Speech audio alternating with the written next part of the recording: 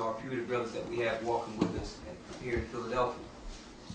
I'm sure there's some questions. On top of some questions, I know that, I don't know if there's any skeptics.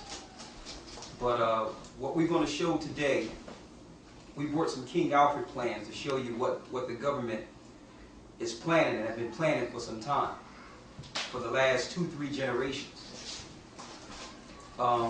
Things are changing, as you can all see, and there's nothing that's going on in the earth that's not written up in the Bible. We're living in the days that Jesus, and I'm going to say Jesus because generalizing, I grew up in the church, that's the name I called on because that's the name that's in the Bible. We understand that in the Hebrew his name is Yeshua, because when Jesus was walking the earth there was no J's, there was no U's. Okay, those are what you would call Latin spin on Christ's true name. Jesus prophesied at the time we're living in now. The Lord woke us up in this time to preach and tell people what's going on. We can't take no credit for nothing. We were in the world just like everyone else, and we had aspirations and dreams in America. We grew up in the regular institutions. We grew up in church, in school. We were good citizens, you understand? But we found through time and through trial that we were pulled out of the world to show what we're showing now. Because someone had to do it. Everyone else is in a wheel. So when there's a drastic change, when something is about to happen in the earth and you read the Bible, and I know a lot of you read the Bible. When something is about to happen, the Lord pulled people out to talk to people. He did it through every empire. Okay, so like I said, we can't take credit for none of this. We're here to warn the people. Now, really, we don't take anything personal. We tell you what the Most High say. We go out the Bible. We can answer any questions. And really, it really doesn't weigh on us one way or the other whether people hear or whether people reject. Because this is not our work. This is not our will. We tell you and we show you what the Lord said. And it's up to each individual to believe or not believe. Okay, so we don't deal with conflict. We don't deal with, trying to hurt people. We sacrifice our time to build people and to warn people, because that's what time it is. You're going to find that our institutions, all of our institutions were set up to take us down. And we're not just any other people. And see, what's going on right now is what this government and what this world feared for a long time. Our people are starting to realize that we're not the people they said we are. They're starting to realize, they realize that we're waking up to the fact that we're more than Negroes and African Americans, or they know that there's something greater about us, and we're finding this out. So now that they know that that the Lord has given us these answers, they have no recourse but to eventually try to get rid of us. Now I'm going to go in detail and show it in the scriptures, but before I do that, like we do all the time, I would like to first open it up for any questions some people or brothers or sisters might have. Or maybe you've seen some clips, or maybe you have some concerns. We're willing to answer anything or any question.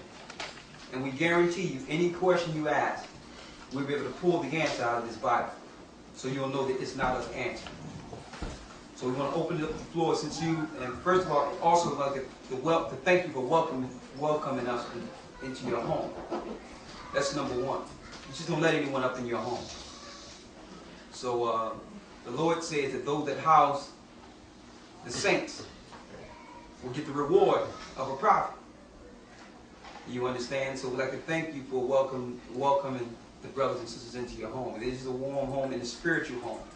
I'd like to thank you for that. But before we go into it, we want to open it up. Any questions you may have, brothers and sisters, we're here to serve you. The floor is open for you.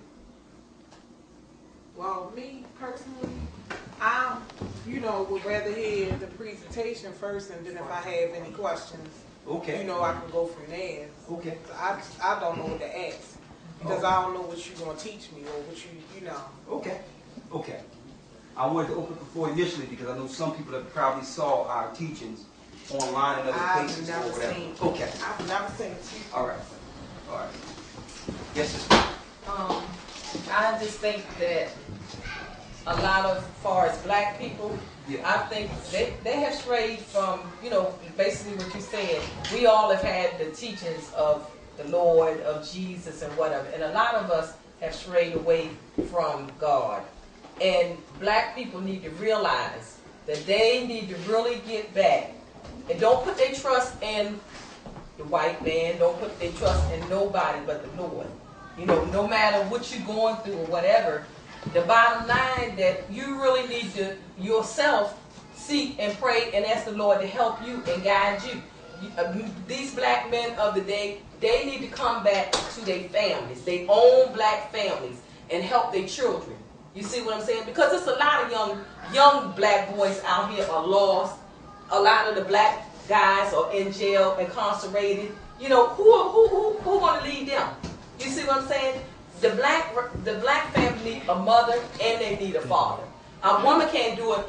Push come to shove, she can do it because I have 2 boys, and with the help of myself and my mother, my mother and my sisters and brother, they helped me raise my 2 sons, and they came up good. I can thank the Lord that I don't have no problem, with them. They never been in trouble with the law and what have you, and they 2 fine young black men. But these black men, before you can reach out and go into another race or deal with some other race, you need to start with your own kind, helping your own kind. If the head of the household is messed up, you know what I mean? If the black man is messed up, confused, on drugs, uneducated, don't know which way to go, how they gonna lead their families? These black men need to stand up as men, get themselves together, get off these drugs, come out of these prisons, and help these black women to do what they need to do. And get back in tune with the Lord. As far as trying to get some type of direction in which way to go. Because I drive through Baltimore, through D.C. and other cities, and all you see is schools and schools of young black boys just piddling the street. Don't have no directions in which way they want to go. Unless they have a good mother and father trying to show them. A black woman can't do it all by herself. You know what I mean? Very few. There are some have been a mother and have been a father to their children. But they really need to take a hold, stand up, whether you with the woman or not, whether you married to her or just had a baby by her or whatever, or have children by her, they need to get back and get these young men, these young girls, you see what I'm saying? And direct their mind where they're supposed to go. Well, what you're saying is that's the calling of the Most High to men in a nutshell. Yeah, that's because true. Because this movement and every movement, according to the Most High, started with men. See, but one thing I'm going to tell you, and this is a whole nother lesson we're going to go into. We epitomize the Willie Lynch training. And the Willie Lynch training has came to its fullness. Read Ezekiel 34 and 31 first. And sister, what you're saying, I mean, all of our sisters are crying out with the same cry about these men. All right? But